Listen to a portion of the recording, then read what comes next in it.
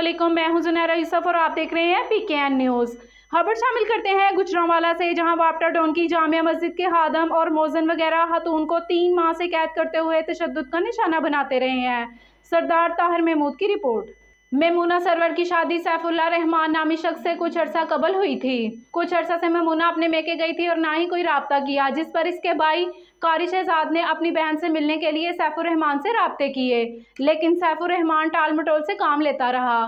कारी शहजाद ने बताया कि काफ़ी जदोजहद के बाद जब वो बहन के ससुराल पहुंचा तो वहां मेमूना के ससुरालियों ने इसकी बहन मेमूना को तशद्दुद का निशाना बनाने के बाद वॉशरूम में कैद कर रखा था। कारी शहजाद ने दाद रसी के लिए सदर पुलिस को दरखास्त दी, जिस पर कार्रवाई करते हुए पुलिस ने मेमूना बीबी को बाजियाब करवा लिया। कारी शहजाद ने बताया कि मेमूना को इसके खावंद और ससुरालियों की जानिब से मुतअद्दिद बार तशद्दुद का निशाना बनाया गया, जिसके वाज़ह निशानात इसके जिस्म पर मौजूद हैं, लेकिन पुलिस मुल्ज़िमान को गिरफ्तार कर रही है और ना ही मुकदमा दर्ज कर रही है।